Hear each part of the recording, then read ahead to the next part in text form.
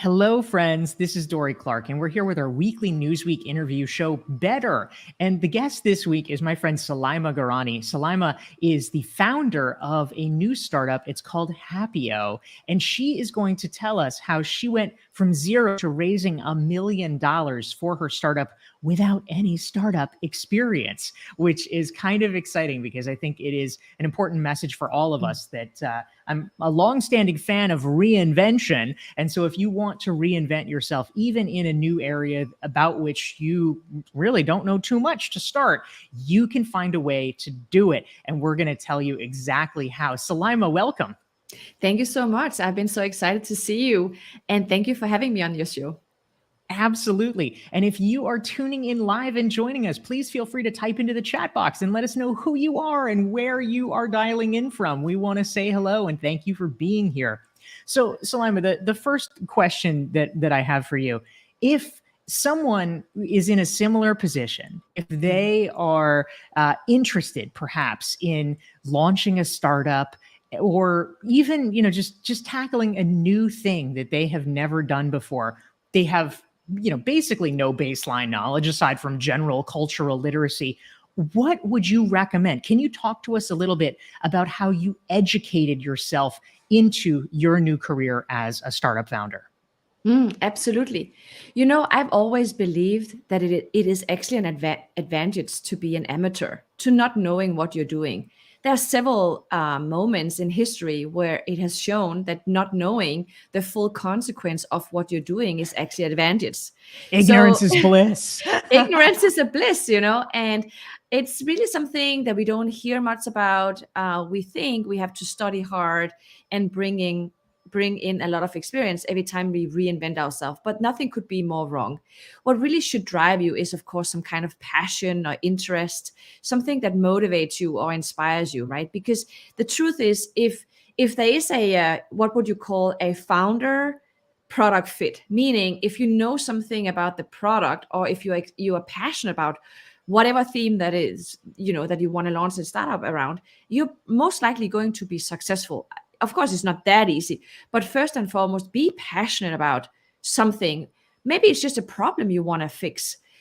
I've seen so many startups that have been started by moms who suddenly had a child who got diabetes, or suddenly had a teenage daughter that could get access to X or Y or whatever drives you. It might even be driven from a personal problem that you are determined to fix. Determination, it's hard to beat, Dorie. I mean, if you're determined, it's hard to beat, right? So I think that's the first thing you should look for. Are you passionate about a problem? Do you have an issue or something you really want to do something about? That should be your first thing. But look, this is the fourth or fifth time in my life I completely reinvent myself. This is the fourth country I live in. I moved to US 6 years ago as an immigrant, and I'm still here because I love being here. But this is my fourth country, really. And I'm a seventh grade school dropout. I later educated myself a lot. But all the careers that I went into with my head first, but with no knowledge, no previous industry experience. But I always looked for making sure that I felt I had the energy and the grit and resilience to learn new things. I was carefully looking into my network, and could I just identify 2 or 3 people who would know something about the things I probably and most likely would go through, then I felt fine. If I have someone I can call for advice, then I feel fine. And then it has to be meaningful and create a lot of positive feelings in me. And then I'm looking for small achievements. If I have small wins throughout the journey, then it inspires me to keep going. I'm not only looking for the big wins, but the small wins during the week, the month, the year. That's really what keep me going. But yeah, ignorance is a bliss. You don't have to know, you don't have to fully understand what you're doing. That's fantastic. We're here. This is the Newsweek weekly interview show, Better. I'm Dorie Clark, and we're here with our guest this week, Soulaima Gourani. You can learn more about her and her work at soulaima.com. We're talking about how to go from zero to raising $1 million, as Soulaima has done as a startup founder. And we want to make sure to say hi to some of the great folks who are tuning in. Thank you for being here. We've got our good friend Cheryl from Minneapolis, St. Paul. Karen's joining us from Boston. Raul is just down the street from me in Miami. Lena is here here from Denmark. Maybe that's one of your homies from your previous country, Soulaima. We've got Lori from Menlo Park. Stephen is in Nairobi. Rodel is from the Philippines. Anna is here from Greece. We've got Kaiser from Texas. Natalie from Florida. Janardan from England. We've got Sushma from India. Lynn is here from Washington State, and many more. We're so glad that all of you are here. If you're enjoying the conversation, hit the like and share button so that your friends can benefit from this conversation, so we can all learn how to raise $1 million for our startup. Now, Soulaima, give us a little bit of your backstory. You are the founder of an organization, a startup called Happioh. Now, this about, you can tell us, but this is about meetings and improving the efficiency of meetings in a corporate environment. How did you decide that this was the thing that you wanted to focus on, and why? Just give us a little backstory. Again, startups were not the thing that you were doing. How did you get set on this enough that you said, okay, this is what I want to dedicate the next, number of years of my life to doing? Well, it's a good point that you just said right there, and that is dedicating yourself for a number of years. If you build a startup and you start taking capital from investors, angel investors, you really have to be committed, right? So make sure that you're willing to commit yourself, and that you love what you're doing, and that you have the energy to do that for numbers of years. So that's very important. Well, I used to have a corporate career in Maersk and Hewlett Packard, those huge enterprises. And then I actually became a solopreneur for a number of years. I was writing books, I was speaking all over the world, and then I co-created a few startups with a few other founders, but just small startups, but doing well though. But the major change in my life now is to become a venture-backed startup in Silicon Valley. That's really when entrepreneurship hits the speed button. And for that, you need to raise money. And raising money is something not a lot of people know much about. More now, because more information is distributed online. There's a lot of accelerating programs and stuff. That wasn't the case really 5-10 years ago, not to the same extent as today. So getting access to network and money has never been easier or more accessible. And the knowledge has never been more affordable. So that's a good thing. But if you are a woman of color or in some way diversified founder, it's still very difficult to raise money. As a woman, for instance, if you are a woman of color, we all know being a woman is hard. We only receive 2% of all the venture capital out there. But if you start looking into the numbers, if you're a woman of color, for instance, well, then it's not 2%, it's 0.2% of all the capital that goes to you. So I think you can count in one hand how many have raised as much as we have, or I have as a female founder. So I'm really beating the odds. But I don't wake up in the morning thinking, oh, the statistics looks horrible, I cannot do this. I wake up every morning, Dorie, thinking, hey, awesome, this is great chance, let's go for it. So I don't look at the bad statistics. But to find my grit and resilience, you probably have to, take a look at my upbringing. Being a former foster care child, a 7th grade school dropout, I moved, I don't know, maybe 30 times in my life. I don't remember all the schools I went to. It's just too many to count. So, I've been used to a lot of, adversity and changes in my life. So doing something new is not something that's very scary. I don't just do it, but I'm not like afraid of failures or anything. But one thing that really drives me a lot is my eager to learn new things. Actually, this morning I woke up, I received an email that I'm most likely going to Cambridge University in 2 weeks. And, this year already, I studied at NTU in Singapore, twice at Wharton. And so I'm really eager to learn things. And that's really something that should drive you. And that's been the one thing throughout my entire life, the willingness to learn and study in the nights or during the weekends to learn the next skills that you need to succeed.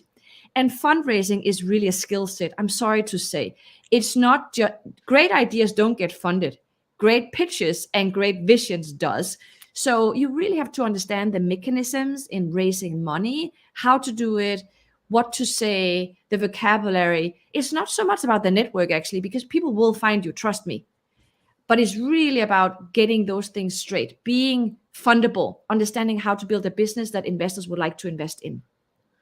Fantastic. We're here with Soulaima Gourani. She is the founder of a startup called Happioh. You can learn more about Soulaima at soulaima.com. And we're talking about how do you go from zero to raising $1 million for your startup, even if you don't have a background as a tech employee or a tech founder. How do you do this as a first-time entrepreneur? You can type your questions for Soulaima into the chat box. And also, I'm curious, for the folks who are tuning in on this call, how have you reinvented yourself? Or are you in the midst of a reinvention now? Type it in. Let us know what you're working on and how you're educating yourself about the next phase of your career. We also want to say hi to some of the great folks who are joining us. Meredith is here from New York City. We have Abosede from Nigeria. We have Mercedes from Mexico City. Amid is here from Istanbul. Elen is here. We've got Annette from Southern California. Umberto is here from Monterrey, Mexico. Yusuf is here from Vancouver. Rudy from France. Ajit is here. Mahendra from India. We have a LinkedIn user from Kazakhstan, which is my favorite country. We have our friend Niels Schreeb from Copenhagen. Hi, Niels. Nice to see you. We have Aline from Brazil.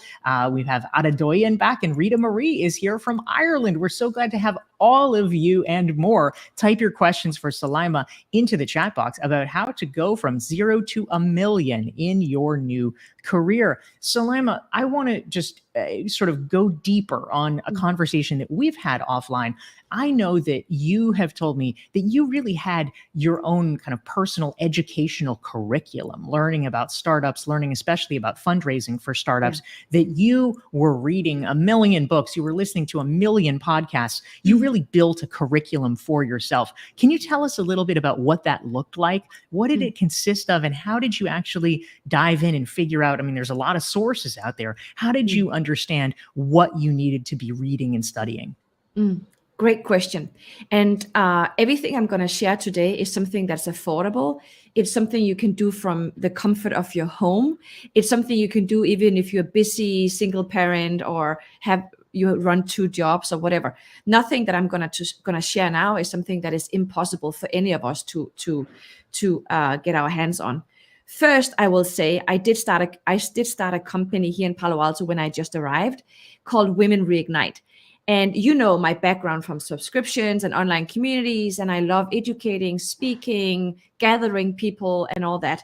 And I really wanted to focus on women, and I wanted them to be elevated and come together in a community where we would bring the best speakers of the world and the role models of the entire universe into that community.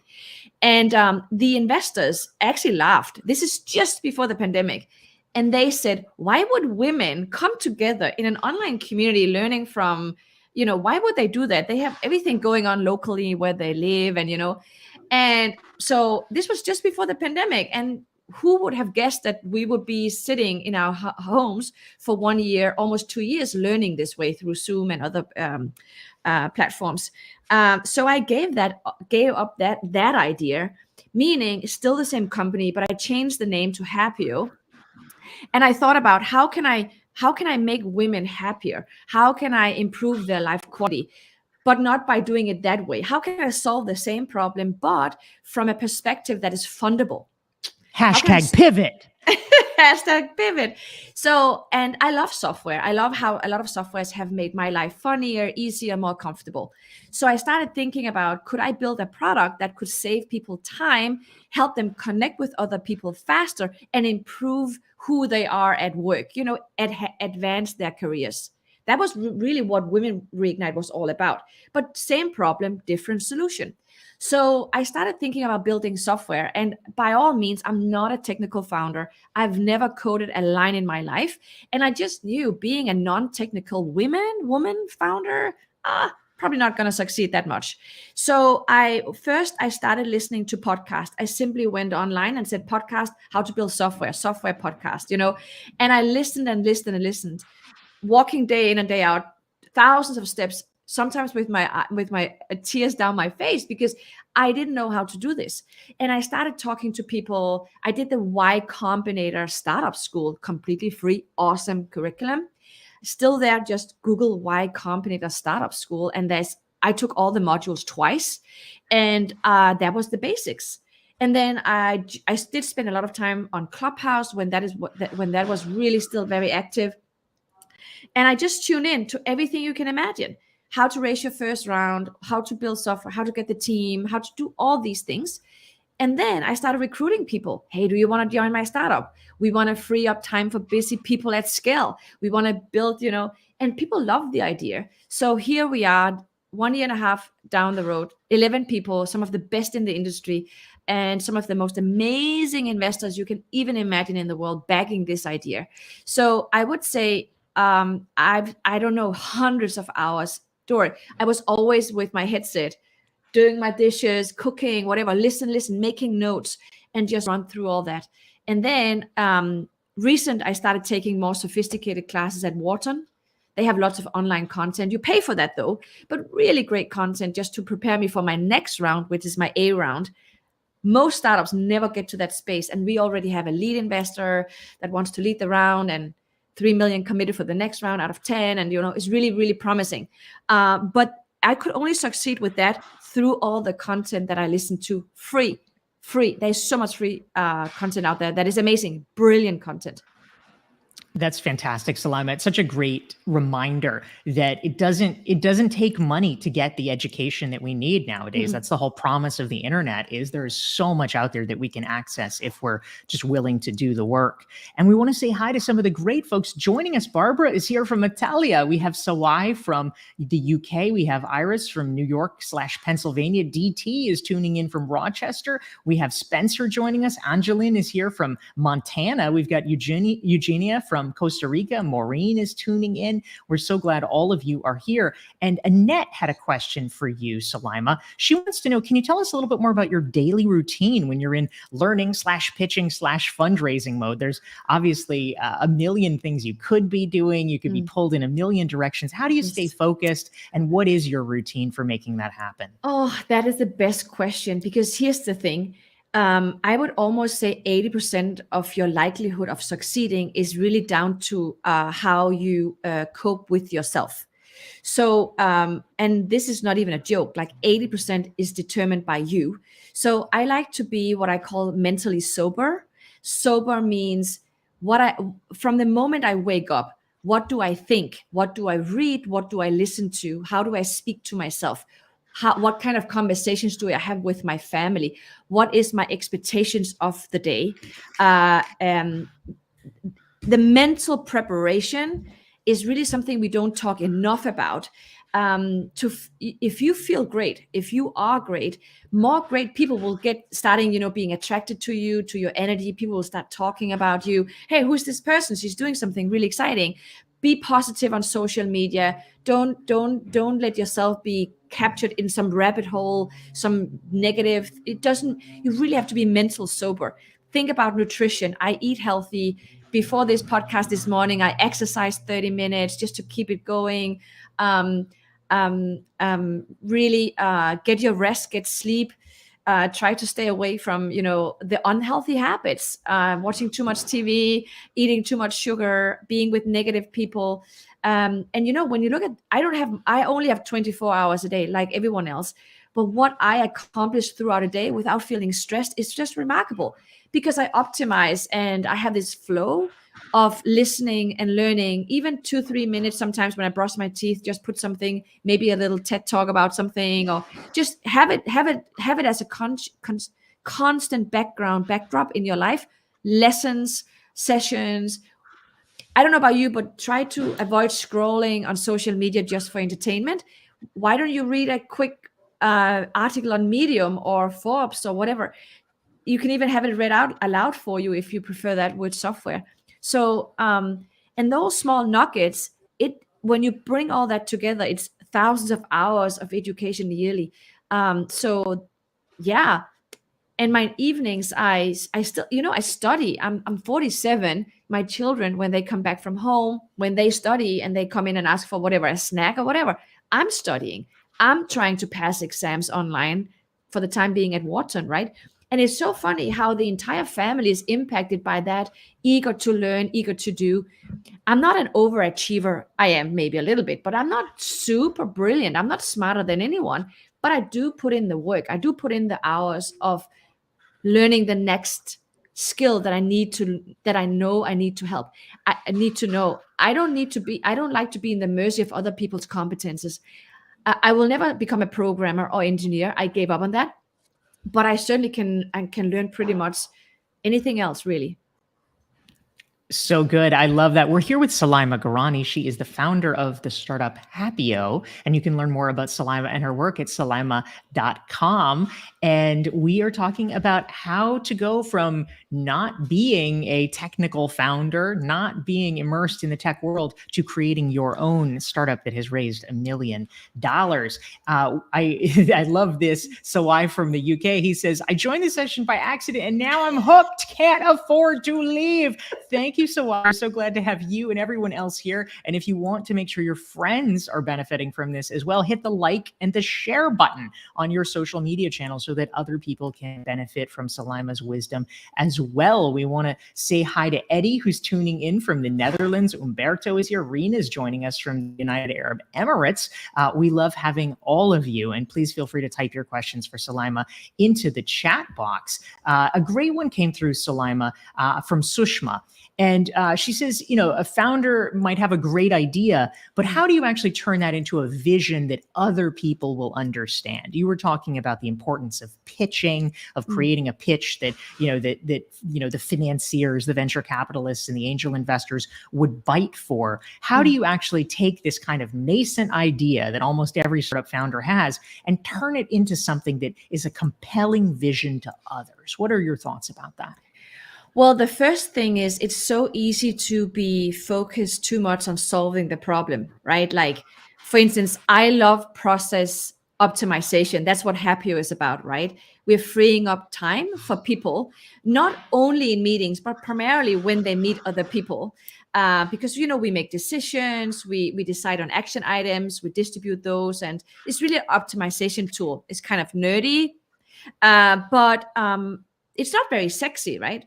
So how do you turn something that is very practical into something that is so visionary that people will support it with their money, and by activating their network of customers, more investors, all these things, right?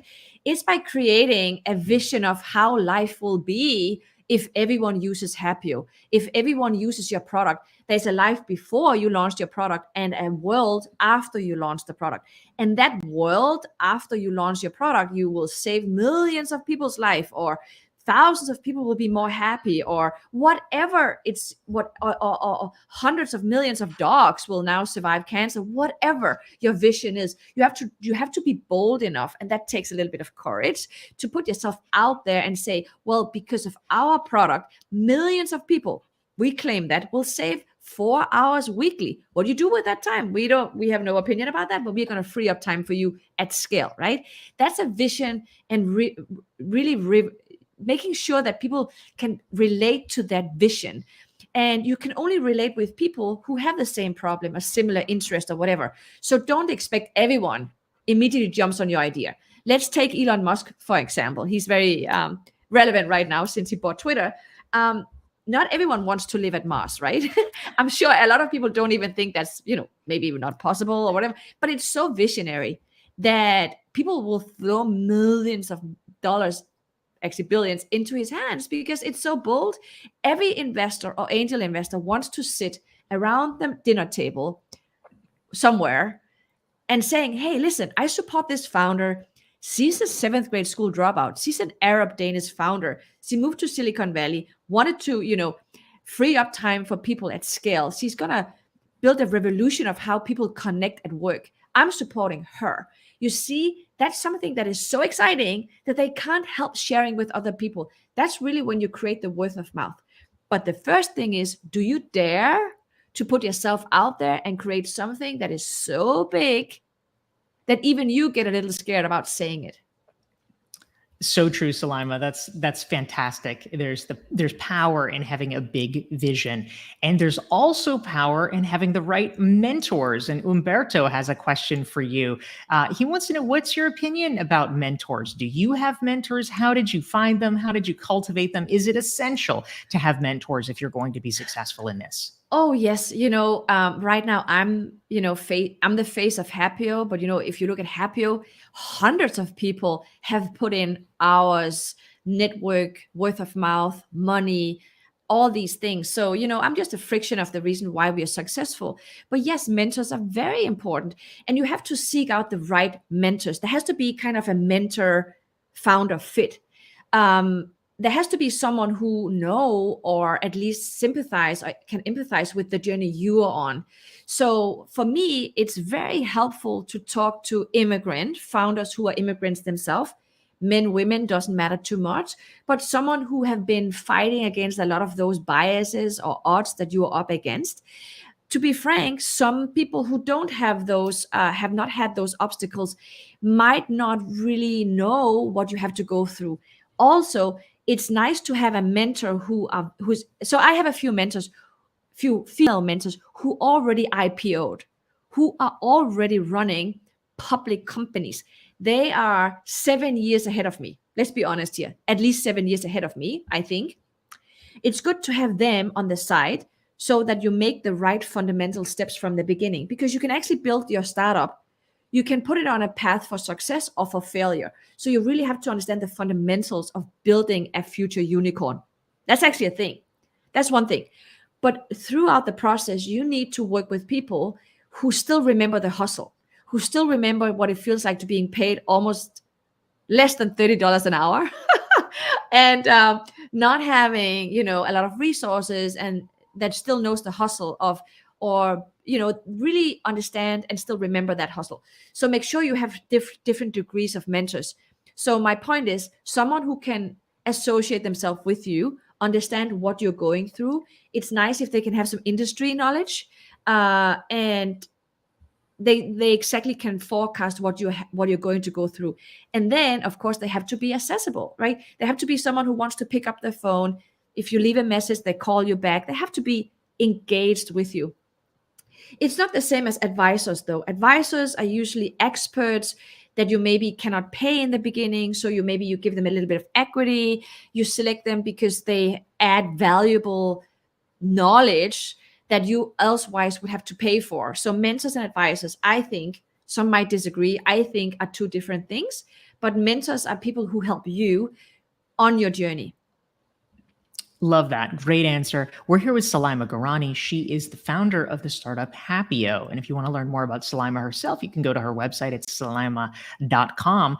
And if you want to make sure you never miss one of our weekly Newsweek interview shows, I'm Dorie Clark. You can go to my website, dorieclark.com. You can sign up on the website, get a free self-assessment, and you'll be added to the email list. So you'll get reminders for great things like this.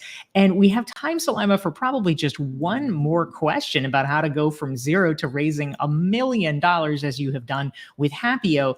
And a great question came in from a LinkedIn user about finding alignment with investors in your partnership.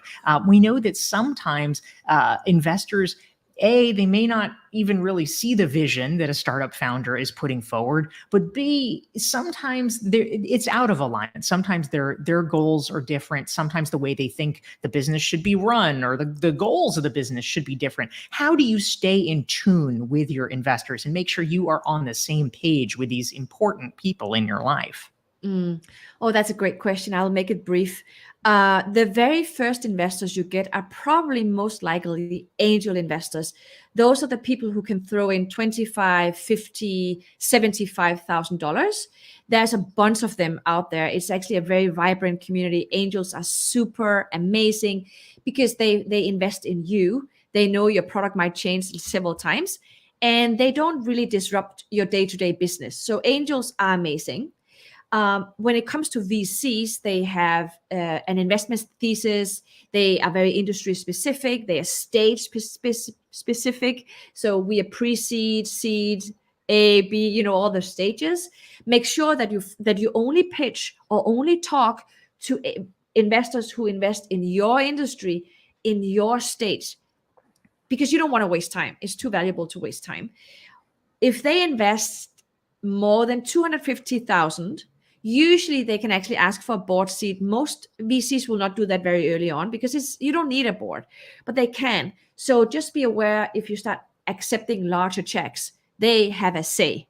Of course they should have a say. They have now their own parts of your company. So of course they should have a say. Hence, be careful, no, not careful. You can't even be picky, but who can be picky in the beginning? Just have your eyes open that when you invite people in, they own parts of your company, they own parts of you. That's not bad. That's a challenge. But yeah, who can be picky in the beginning? Some founders can, someone cannot. It's just a fact of life. So you sell parts of your company and you have to deal with that. So if you can, in the ideal world, only pick investors you can work with. But let's be honest, sometimes you pick investors you don't work well with. That's the reality, right? It is indeed. And this has been such valuable information for anyone who is thinking about creating their own startup or finding their own way to reinvent as you have done. We have been here with Soulaima Gourani. You can learn more about her business. It's happioh.com. You can learn more about Soulaima at soulaima.com. And you can make sure that you never miss one of our LinkedIn live streams for Newsweek. Our show is called Better. It's here every Thursday at noon Eastern, 9 Pacific. Just go to dorieclark.com/LinkedIn. You can follow me there. You can subscribe to the newsletter and we can stay in touch. Thank you all for tuning in. And Soulaima Gourani, thank you so much for joining us. Absolutely pleasure. Thank you for having me. Thanks, everyone, and see you next week.